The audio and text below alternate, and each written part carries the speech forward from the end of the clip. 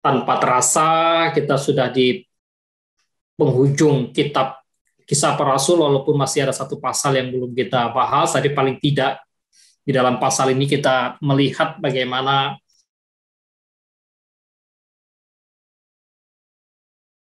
kehidupan perjalanan keberimanan seorang bernama Paulus, ya. Ketika kita melihat bahwa perjalanan Paulus ke Roma tentu dari sisi Allah adalah satu kehendak dan rencana Allah. Ya, Allah yang memanggil dia, tetapi dari sisi Paulus ini adalah satu jawaban, satu responsibilitas Paulus, ketaatan Paulus kepada satu panggilan yang dia terima. Oleh sebab itu di dalam pasal yang kita baca tadi, maka bagaimana kita mendapatkan satu gambaran yang begitu teliti, satu laporan yang begitu jelas, yang begitu teliti yang disampaikan oleh seorang Dr. Lukas di dalam menuliskan perjalanan Paulus ketika menuju Roma. Menjadi sesuatu yang sangat menarik kalau kita perhatikan. Maka Kisah Para Rasul pasal 27 ini, ya, ketika kita melihat secara bagian demi bagian perjalanan Paulus menuju Roma, lalu kita mendapatkan sana bagaimana Paulus dan rekan-rekannya terancam oleh badai, gitu ya. Ia menerima satu jaminan keselamatan, bukan saja dalam konteks keselamatan yang kemudian yang kekal, tapi juga dalam kesementaraan orang-orang yang bersama dengan dia pun mendapatkan satu jaminan keselamatan dari kebinasaan oleh karena laut. Kemudian Paulus juga beberapa anjuran yang disampaikan kepada orang-orang yang bersama dengan dia, dan pada akhirnya ada kapal yang kandas. Nah, kalau kita memperhatikan satu kisah, satu perjalanan di laut yang ditempuh oleh Paulus melalui peta ini, bukanlah satu perjalanan yang singkat, gitu ya. Bukan perjalanan yang 1 jam, 2 jam, sehari, 2 hari, gitu. Tapi berhari-hari, berminggu-minggu, dan bahkan barangkali berbulan-bulan mesti harus ada di laut. Saya kebetulan juga punya pengalaman bagaimana pernah naik kapal dari Pontianak waktu masih zaman kuliah, kapal Pontianak ke Jakarta, Jakarta Pontianak naik kapal, kemudian dari Surabaya ke Sampit, ya. Kemudian waktu mau pulang dari Sampit ke Pontianak, mesti dari Sampit mesti harus ke Semarang dulu, baru kemudian dibawa lagi ke Pontianak. Maka perjalanan itu bukan satu perjalanan yang mudah, gitu ya. Kita ada satu kebosanan, gitu, kemudian ada rasa yang tidak nyaman karena angin, gitu ya. Kadang merasa kekhawatiran, ada gelombang. Nah, itulah yang digambarkan sebetulnya bagaimana perjalanan Paulus, sehingga tidak heran kalau di dalam perjalanan yang mereka tempuh ada badai, ada gelombang, ada angin, dan bahkan terkadang harus putus asa, ya. Tapi menarik bahwa hal yang pertama disampaikan oleh Lukas di sana, ada satu perlakuan yang baik kepada Paulus. Ya, ada satu hospitality dari seorang bernama Julius, orang Romawi, orang kepemerintahan Kaisar, itu ya, orangnya Kaisar, lalu memperlakukan Paulus begitu dengan ramahnya, ramah tamahnya yang memperbolehkan Paulus untuk boleh mengunjungi sahabat-sahabatnya, dan tujuannya jelas bahwa mereka melengkapkan keperluannya supaya sahabat-sahabat Paulus memperlengkapkan keperluan Paulus. Bayangkan keperluan berapa banyak, keperluan apa aja, ya, di dalam satu perjalanan dari satu tempat ke tempat yang lain, dari satu pulau ke pulau yang lain, dari satu pelabuhan ke pelabuhan yang lain. Ya, tentu di dalam bagian ini kita melihat bahwa bagaimana cara kerja Tuhan mempersiapkan satu perlengkapan yang, ya, diperlukan oleh hamba-Nya. Dan kita tentu meyakini bahwa Paulus bukanlah seorang yang banyak uang. Ya, dia bukan seorang pengusaha. Oleh sebab itu bagaimana perjalanan misi berjalan? Maka ada orang-orang yang Tuhan buat murah hati, sahabat-sahabatnya, rekan-rekannya. Dan itulah yang Tuhan pakai untuk menjadi alat di dalam tangan misinya Tuhan menopang kehidupan Paulus. Orang-orang seperti Julius ini juga, sekalipun dia bukan seorang Yahudi, tapi orang yang kemudian mau dikatakan orangnya Kaisar, tapi dia juga dipakai oleh Tuhan untuk menunjukkan kemurahhatiannya kepada Paulus. Ya, padahal Paulus adalah seorang tahanan. Maka sebetulnya kalau melihat bagian ini bagaimana dengan kehidupan kita gitu ya. Kita di dalam melayani Tuhan, kita dalam melakukan segala sesuatu yang Tuhan perkenankan untuk kita kerjakan. Nah, pergantian kapal ya, ini menjadi sesuatu yang penting juga di sana. Dari satu pelabuhan ke pelabuhan dan tidak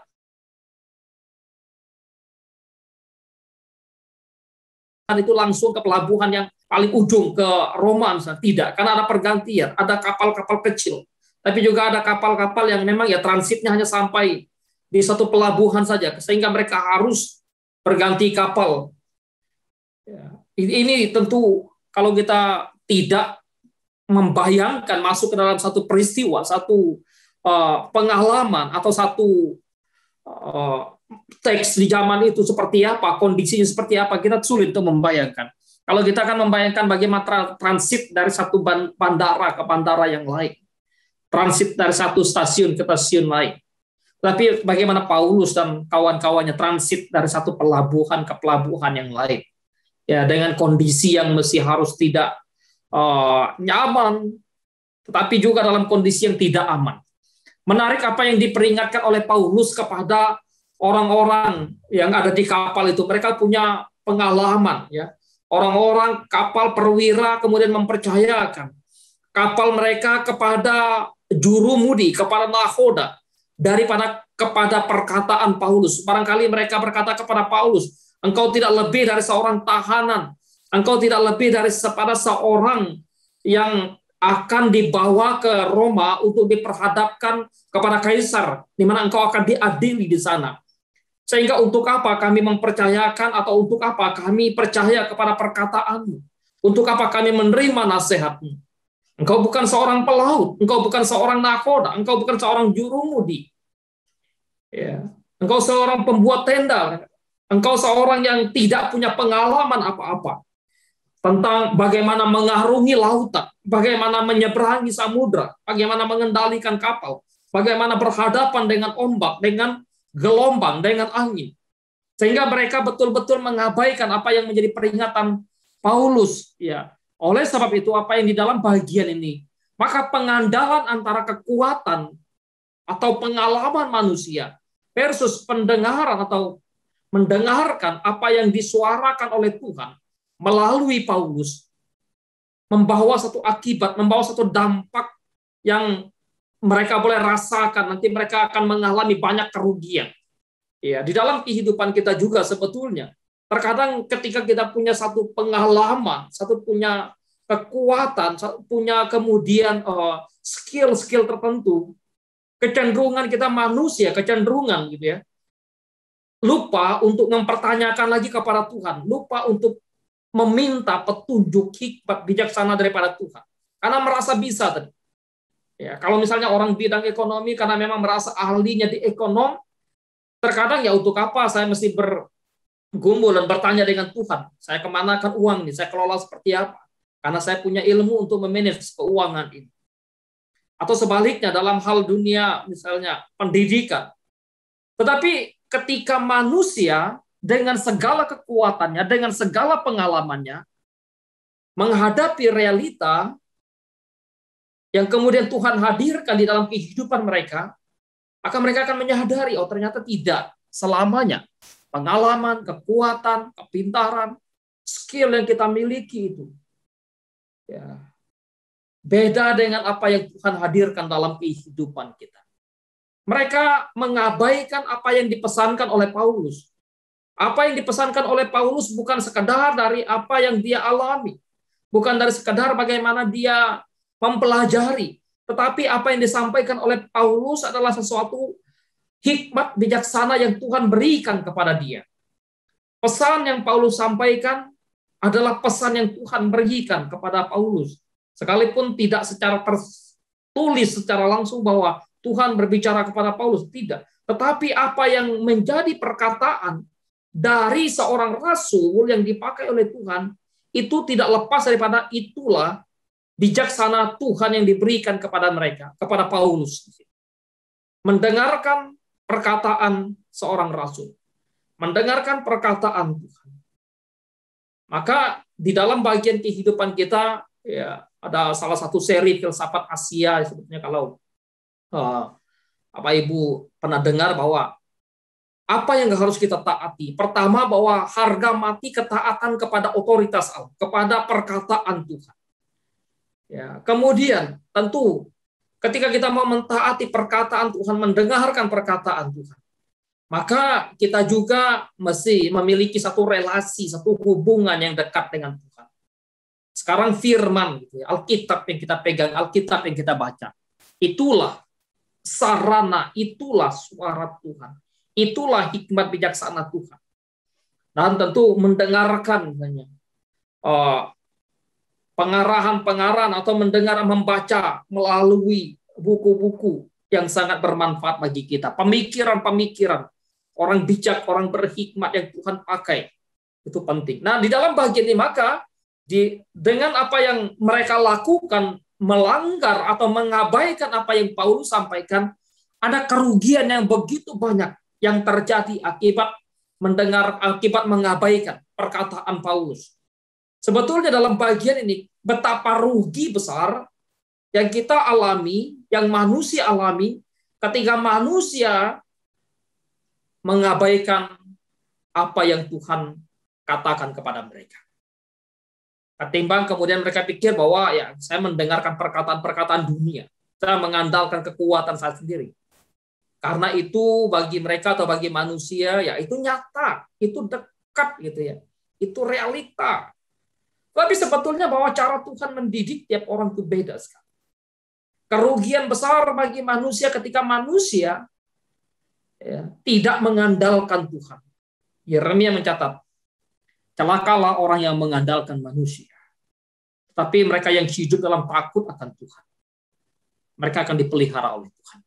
Kerugian-kerugian itu kalau kita tadi sudah membaca terlalu banyak, sehingga barang-barang mereka dibuang ke laut.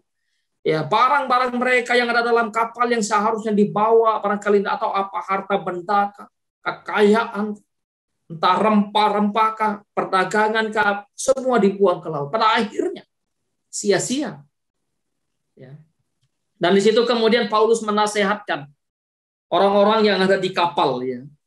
Paulus menasihati dan menguatkan seluruh penumpang kapal ketika dia berkata, berdiri di tengah mereka, saudara-saudara, jika sekiranya nasihatku dituruti, ya, kemudian kalian menuruti nasihat yang kusampaikan, supaya kita jangan berlayar dari kereta, pasti kita terpelihara dari kesukaran dan kerugian ini. Ya, mempertimbangkan, mempertanyakan kepada Tuhan sebelum melakukan sesuatu, sehingga menghindari satu kerugian-kerugian. Ya. Tetapi sekarang juga dalam kesukaran ini, aku menasihatkan kamu, kesukaran ini menjadi nasihat atau menjadi kesempatan bagi Paulus juga untuk menasehatkan mereka. Kamu tetap tabah hati. Tidak seorang pun dari antara kamu yang akan binasa. Ini satu penguatan, satu penghiburan yang disampaikan oleh Paulus. Kenapa dia mengatakan demikian? Dasarnya jelas dalam ayat yang ke-23. Tadi malam seorang malaikat dari Allah, yaitu dari Allah yang aku sembah sebagai miliknya, aku sebagai milik Allah, dan Allah yang adalah pemilikku, memberitahukan kepadaku melalui seorang malaikat. Dengan kata lain, maka di sini Paulus sedang menyaksikan kepada para penumpang kapal ya, tentang siapa Allah yang dia sembah, tentang bagaimana Allah dekatnya dengan dia, tentang bagaimana Allah yang dia sembah adalah Allah yang menyelamatkan, bukan Allah yang kejam, bukan Allah yang bengis, tapi Allah yang menyelamatkan. Lalu berdiri di sisiku dan dia berkata, jangan takut, engkau harus menghadap kaisar. Dan sesungguhnya oleh karunia Allah.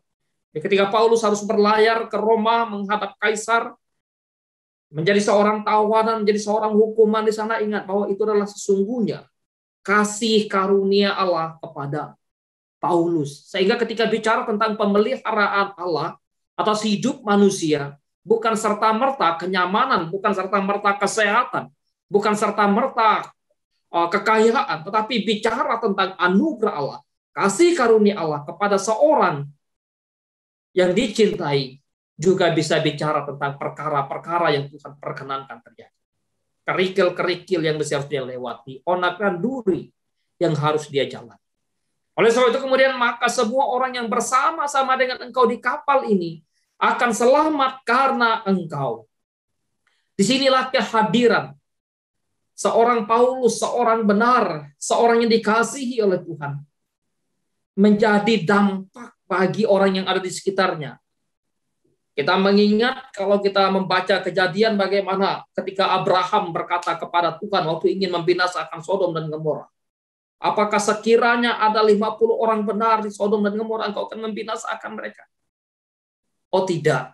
Kalau ada, karena tidak ada 40, 30 dan sebagainya. Terus turun. Jadi kehadiran orang benar di sana membawa satu dampak terhadap orang-orang yang ada di sekitar mereka. Sekalipun yang ada di sekitar mereka bukan semua orang yang percaya. Inilah dampak kehidupan kita sebagai orang percaya di tengah-tengah lingkungan. Walaupun lingkungan kita di mana ada, tidak semua adalah orang yang percaya, yang seiman dengan kita. Oleh sebab itu apa yang dikatakan? Sebab itu tabahkanlah hatimu.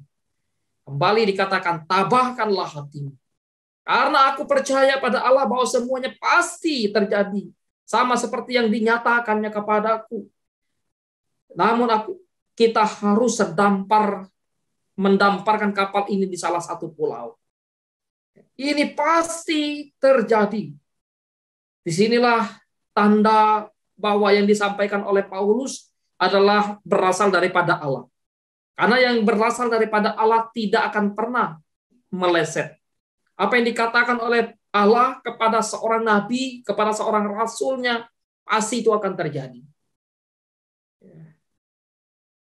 Di dalam bagian ini kita melihat betapa iman Paulus, betapa keyakinan Paulus, betapa kesetiaan Paulus kepada Allah betul-betul kita bisa dapatkan di dalam bagian ini. Ya, pasti semua yang dikatakan Allah pasti terjadi.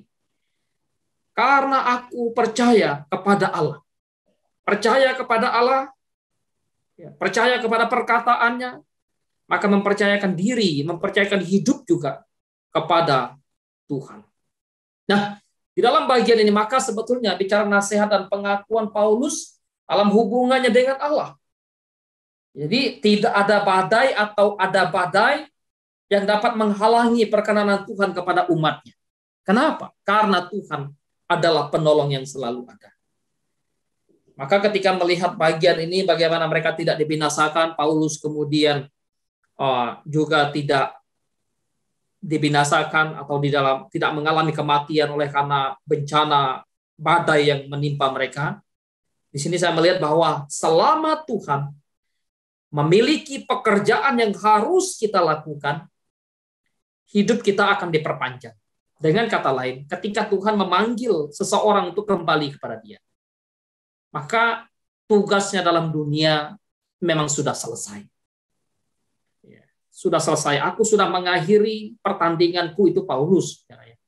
Aku sudah menyelesaikan pertandinganku. Aku sudah mencapai garis finish.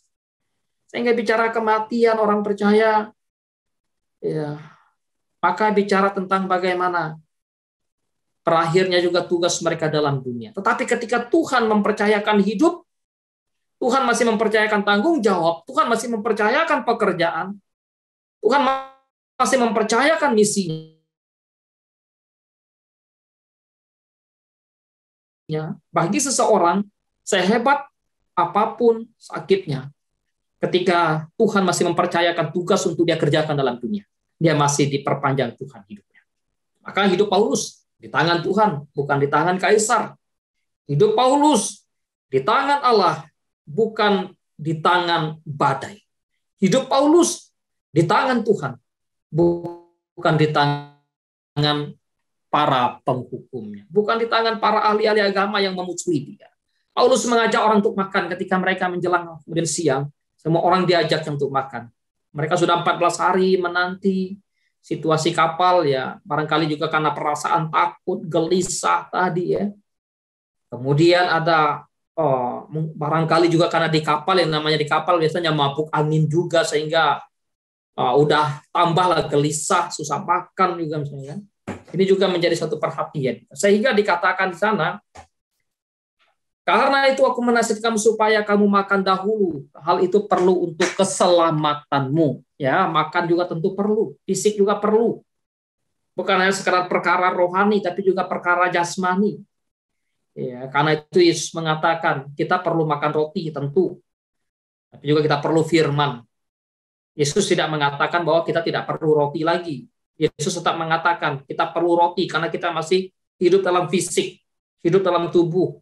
Jasmani kita masih ada, masih beraktivitas, sehingga kita memerlukan makanan. Itulah yang perlu Paulus juga perhatikan kepada mereka, sehingga mereka itu berkenaan dengan keselamatan fisik mereka.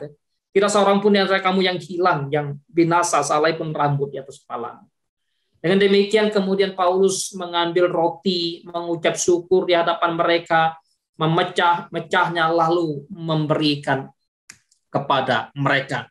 Mereka mulai makan.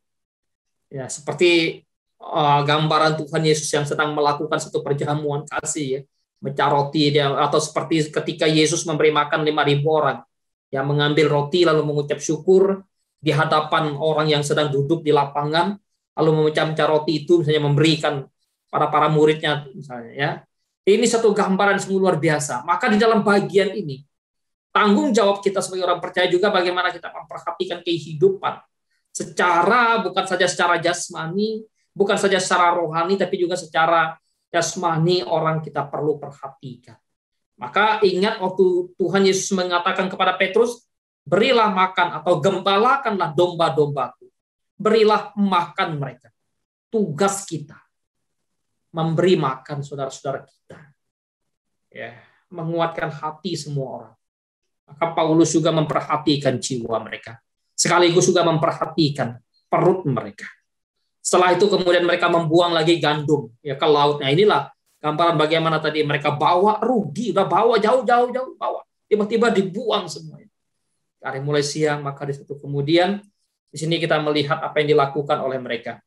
Ya, Tuhan yang menentukan tujuan bahwa mereka harus diselamatkan dengan caranya Tuhan, bahwa mereka harus diselamatkan dengan bantuan perawakan kapal lainnya. Di sini juga Paulus memperhatikan, sekalipun dia tahu bahwa berharap kepada Tuhan perlu, tetapi juga dalam bagian ini dia juga tidak mengabaikan aspek ya skill, aspek pengalaman para awak kapal tadi, sehingga dia tidak membiarkan awak kapalnya untuk pergi meninggalkan mereka, memberitahukan kepada perwira. Antara iman, pengetahuan masih harus jalan di sana. Ya.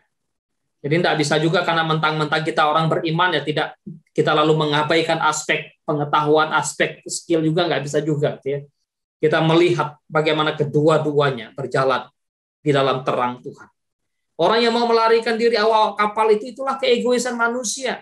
Hanya mau mencari keselamatan diri, mau mencari kenyamanan diri.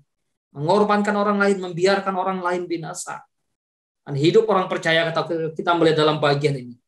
Tidak hanya berhubungan dengan surga, tetapi juga memiliki semangat yang menghidupkan orang-orang di sekitar kita. Apalagi dalam zaman pandemik ini. Karena itu salah satu panggilan kita, tanggung jawab kita, ya seperti yang kita sedang bahas atau seperti yang sedang kita kerjakan juga bagaimana kita menjadi gereja atau kita peduli pada paling tidak mulai dari orang-orang yang betul-betul kita kenal, yang kita layani, bagaimana kehidupan mereka.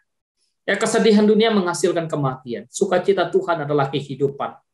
Kedamaian dalam kesusahan dan bahaya yang besar. Penghiburan janji-janji Allah hanya dapat kita peroleh dengan mempercayakan ketergantungan, mempercayai ketergantungan kepada Tuhan. Untuk apa? Menikmati firman Tuhan yang Tuhan berikan kepada kita.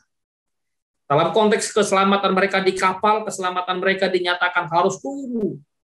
Ya, ditunggu dengan menggunakan sarana yang ada di dalam kapal itu. Tetapi ingat, sarana kita ketika kita diselamatkan ya iman yang Tuhan anugerahkan lewat Kristus Yesus yang sudah mati di kayu salib. Kapal mereka kandas, prajurit ingin membunuh para tahanan, tetapi juga Paulus diamankan oleh perwira, Dan Paulus juga menolong orang untuk tidak membunuh prajurit-prajurit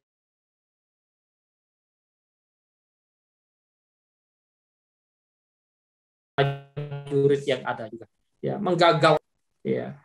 Tentu kalau keselamatan Paulus secara di mata hukum Romawi Kaisar, maka memang mereka bertanggung jawab membawa Paulus sampai kepada Kaisar. Ya, oleh sebab itu kemudian apa yang bisa kita lihat juga dalam bagian ini. Kepuasan orang percaya atau kepuasan kita sebagai orang percaya. Ketika kita menyadari dan mengetahui bahwa kita adalah berkat bagi orang lain. Kita tidak hidup untuk kemudian diri sendiri. Israel dipanggil untuk menjadi berkat bagi bangsa-bangsa. Kita dipanggil, ditempatkan untuk menjadi berkat bagi dunia. Baik melalui pemikiran kita, melalui pengajaran kita, dan bahkan melalui sentuhan kasih kita. Secara finansial atau sesuatu yang kemudian bisa kita kerjakan, bisa kita lakukan. Ingat, Tuhan selalu setia. Oleh karena itu, biarlah semua orang yang tertarik pada janji Tuhan selalu juga bergembira sekalipun di dalam kesusahan, sekalipun di dalam ketidakpengharapan. Maka pengharapan itulah jangkar bagi jiwa, yakin dan teguh, masuk ke dalam satu tabir yang Tuhan sudah sediakan. Pengharapan itu jangkar bagi jiwa kita. Ketika putus asa, putus pengharapan, ya, jiwa letih lesu, ingat, selama masih ada pengharapan, sebagai jangkar bagi jiwa kita, jangkar bagi keyakinan kita. Tentu, dalam konteks ini bagaimana kita melabuhkan, jangkar kita melabuhkan harapan kita kepada satu batu karang yang teguh, yaitu Kristus. Karena di sanalah iman kita berpaut. Kita melihat bagian ini sungguh luar biasa, menolong kita, memberkati kita, bagaimana Paulus menjadi berkat bagi kehidupan kita. Tuhan pakai, dan biarlah kita juga menjadi berkat bagi orang di mana kita ada. Tuhan menolong kita, Tuhan berkati kita. Terima kasih, Pak Andri.